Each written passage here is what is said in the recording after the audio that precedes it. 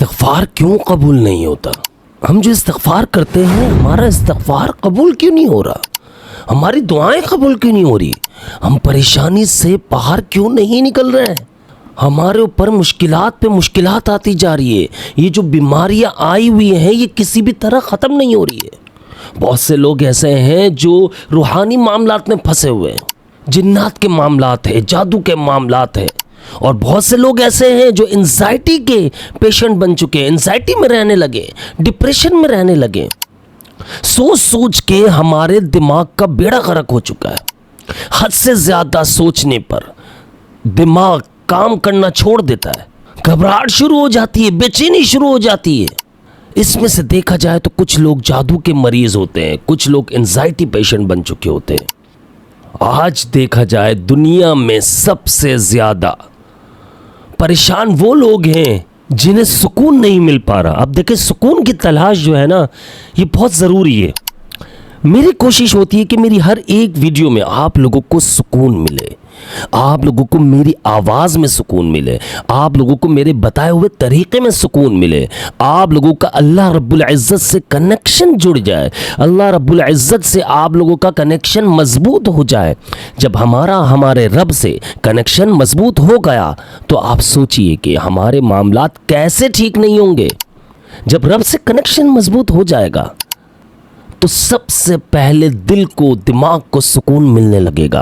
और ये वही सुकून होता है जो इंसान हासिल करने की कोशिश में लगातार मेहनत करता रहता है, दिन रात मेहनत करता रहता है। बज़ाहिर उसे लगता है कि मैं पैसा कमा कर सुकून कमा लूँगा, लेकिन वो पैसा कमा कर सुकून नहीं कमा पाता।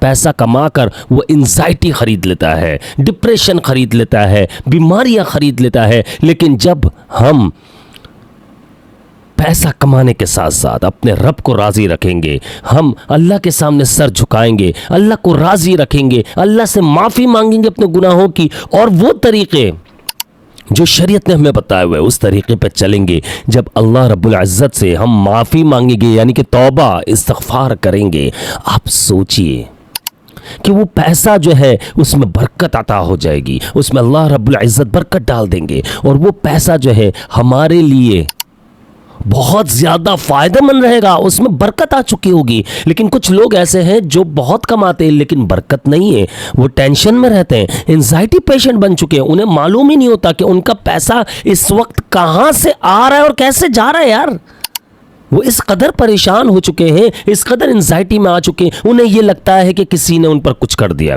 मैं ये नहीं कह रहा हूँ कि जादू नहीं होता, लेकिन मैं ये भी कहता हूँ कि जादू के मरीज सिर्फ 10% होते हैं, 90% एंजाइटी, डिप्रेशन, खौफ का शिकार। एंजाइटी में जो बंदा आ गया उसे लगता है कि मुझ पर जादू हुआ, ब्लैक मैजिक हो गया है और ये किसी जानने वाले ने किया हुआ है। लेकिन वो नहाने जाएगा तब उसे चेहरे नजर आएंगे, वो जब नहा कर आएगा सोने लगेगा तब उसे चेहरे नजर आएंगे, अकेले बैठेगा तब उसे चेहरे नजर आएंगे। उसे खौफ महसूस होता है, ये अकेलेपन का खौफ, ये उसे कुछ अच्छा नहीं लगता, उसे दोस्तों में, गैदरिंग में, एक फ्रेंड सर्कल में जाना अच्छा नहीं लगता, उसे कहीं बाहर जाना अच्छा नहीं लगता, उसे किसी भी तरह के इवेंट्स वगैरह, पार्टी वगैरह, किसी भी तरह की, यानी कि अगर कोई शादी की बात हो रही है, कुछ भी हो रहा है, या कोई भी मामलात हैं ऐसे जिसमें उसका होना ज़रूरी है, लेकिन उसे जाना पसंद नहीं होता, उसे कुछ भी अच्छा नहीं लगता, उसका अपनी ज़िंदगी से दिल उठ चुका होता है। तो ऐसे लोगों के लिए, ऐसी बहनों के लिए, ऐसे भाइयों के लिए आपका भाई ये कहता है, मेरे रब को मना लो, मेरे रब से इस्तिग़फ़ार कर लो। इस्तिग़फ़ार करने का तरीक़ा बहुत बेहतरीन है। कुछ लोग ये सवाल करते हैं कि अब्दुल्ला भाई, हम इस्तिग़फ़ार कर रहे हैं लेकिन इस्तिग़फ़ार कबूल नहीं होता। आपके पास जो लोगों के कमेंट्स आ रहे हैं उन्हें तो फ़ायदा हो रहा है, तो हमें क्यों नहीं हो रहा? वो ऐसा क्या कर रहे हैं? तो भाई सिंपल सी बात आज समझ लेना, मेरे रब से कनेक्शन मजबूत करो। सबसे पहले हर वक्त बावज़ू रहना शुरू कर दो। हर वक्त बावज़ू कैसे रहते हैं? सुबह उठने के साथ वज़ू किया करो। जब आप सुबह उठने के साथ वॉशरूम से फ्री होते हो, इसके बाद वज़ू करो। जब आपको किसी भी तरह वज़ू टूट जाता है या वॉशरूम जाते हो, इसके बाद हाथ वगैरह तो आप बंदा वैसे ही धोता है, पाक साफ होता है, लेकिन मैं कहता हूँ हाथ मुंह धोने के साथ साथ आप पूरा कंप्लीट वज़ू कर लो। इस तरह आप 24 घंटे जब वजू में रहोगे, रात को सोने से पहले वजू करो, लाजमी करो।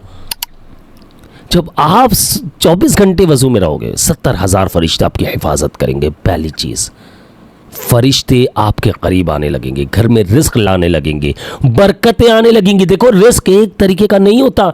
आप ये ना समझना कि मेरे घर में रिस्क आ रहा है तो वो सिर्फ पैसा है, खाना पीना है। ना ना ना ना ना, हर तरह का रिस्क है। एक भूख वाला रिस्क होता है, एक रूह वाला रिस्क होता है। रूह को भी रिस्क, यानी कि हमें तो उसको भी खाना पीना चाहिए, उसको भी खुशी चाहिए।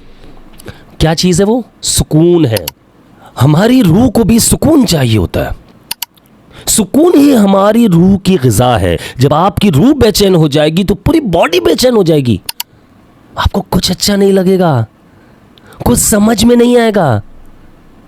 अब आप कहते हैं कि अब्दुल्ला भाई, आप, एक मिसाल के तौर पर समझाता हूं मैं आप लोगों को। आप लोग कहते हैं अब्दुल्ला भाई, आप जिस तरह बात करते हो, आप जितने इत्मीनान से हमें समझाते हो, कल भी यही बात हुई थी, आप इतने इत्मीनान से समझाते हो, आप मुस्कुराते हुए बात करते हो, आप मुस्कुराते हुए समझाते हो।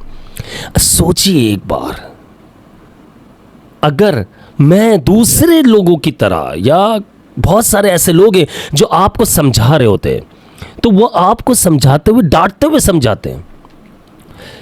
वैसे ही मेरा जो टॉपिक है वो वैसे ही घरेलू लोग, जो घरेलू परेशानी में लोग मुब्तला हैं, जो मुश्किलात से निकल नहीं पा रहे, रिस्क की तंगी है, जादू के मसाइल है, बीमारियां हैं, तंगी है, हर तरह के मसाइल में घिरे हुए लोग हैं, डिप्रेशन वाले लोग हैं, एंजाइटी में फंसे हुए लोग हैं, उनको मैं मोहब्बत से नहीं समझाऊंगा तो उन्हें समझ में आएगा? अगर वो डिप्रेशन में है, अगर मैं चिल्ला चिल्ला कर समझाऊं, क्या समझ में आएगा? बात तो ऐसे करनी है ना कि सामने वाले के दिल में उतर जाए, कि उसकी रूह को सुकून मिलने लग जाए। मज़ा तो उस वक्त है। और अल्हम्दुलिल्लाह मेरी कोशिश ये होती है कि मैं हर वक्त ऐसे ही पुरसुकून रहूं। कोशिश यही होती है कि इसी तरह आप लोगों को ये समझाता रहूं कि किस तरह हम अपनी ज़िंदगी को बदल सकते हैं, किस तरह अपनी रूह को सुकून दे सकते हैं, किस तरह हम टेंशनों से, एंजाइटी से निकल सकते हैं, किस तरह हम जादू से निकल सकते हैं बाहर, किस तरह हम जिन्नात आसिफ असरात से बाहर आ सकते हैं, किस तरह हम रिस्क के मामलात में जो फंसे हुए हैं उससे बाहर आ सकते हैं, किस तरह हम रिश्तों की रुकावट में जो फंसे हुए हैं उससे बाहर आ सकते हैं। गर्ज ये है कि जब आपका दिमाग सुकून में होगा, हर एक स्टेप जो आप उठाओगे, खुदा की कसम आपकी तरक्की बनता चला जाएगा। हर मामले में आप बाहर आ जाओगे, हर परेशानी से निकल आओगे, हर मुश्किलात से निकल आओगे। क्यों? जब आपका माइंड फ्रेश होगा तो आप स्टेप बहुत सोच समझ कर उठाओगे, अच्छे फैसले करोगे। लेकिन जब आपका दिमाग काम नहीं कर रहा होगा, आप मुझे ये बताइए कैसे अच्छे स्टेप आप उठाओगे, कैसे अच्छे फैसले करोगे? आप नहीं कर सकते, क्योंकि दिमाग काम नहीं कर रहा होगा। इस्तिग़फ़ार हम लोगों को लगता है कि कबूल नहीं हो रहा, लेकिन इस्तिग़फ़ार कबूल हो रहा होता है। अब ये मैं आप लोगों को एक बात क्लियर करता चलूँ, ये बहुत अहम टॉपिक है। लोग ये सवाल करते हैं, अब्दुल्ला भाई हमारा इस्तिग़फ़ार कबूल नहीं हो रहा, वजह क्या है, रीज़न क्या है?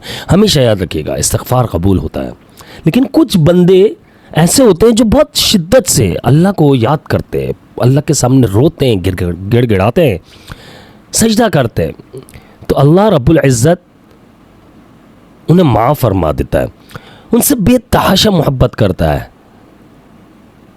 और अल्लाह ताला जो है ना, अपने ख़ास बंदों पर आजमाइशें भेजता है, से आजमाइश में डाल देता है। और जब आजमाइश आती है और बंदा सब्र करता है, फिर भी वो मुस्तकिल मिजाजी अपना लेता है, यानी नमाज पाबंदी से पढ़ रहा है, परेशानी आई तो छोड़ नहीं दिया, इस्तिग़फ़ार कर रहा है, अल्लाह का जिक्र कर रहा है, कुरान पाक पढ़ रहा है, परेशानी और ज़्यादा इबादत करने लग गया, वो अल्लाह ताला और खुश होता है। तो फरमाएगा फ़इन्न मअल उसरी युसरा, बेशक हर मुश्किल के साथ आसानी है। इन्न मअल उसरी युसरा, हाँ हर मुश्किल के साथ आसानी है। तो आप समझ लीजिए, अल्लाह वादा कर रहा है हमसे। तो अगर कभी भी आपको लगता है कि मेरा इस्तिग़फ़ार कबूल नहीं हो रहा, मेरे मसाइल हल नहीं हो रहे, तो इस आयत को याद कर लीजिए, समझ लीजिए, ये मुझ पर आजमाइश, ये परेशानी, मुश्किलात आ रही हैं, ये आज है कल नहीं होंगी। और जो अच्छा वक्त आएगा, इंशाअल्लाह अच्छा वक्त आएगा, ज़रूर आएगा, ऐसा नहीं है नहीं आएगा, आएगा। लेकिन जब आएगा तो आप पिछले सारे गमों को भुला चुके होंगे, वो इतना अच्छा वक्त होगा। पिछले तमाम तकालीफ को आप भूल चुके होगे। वो इतना अच्छा वक्त आएगा, आप फिर अपने पुराने गमों को, दुख को, तकलीफ को याद करके, अपनी पुरानी बीमारियों को याद करके, अपनी पुरानी परेशानियों को याद करके आप मुस्कुरा देंगे यार।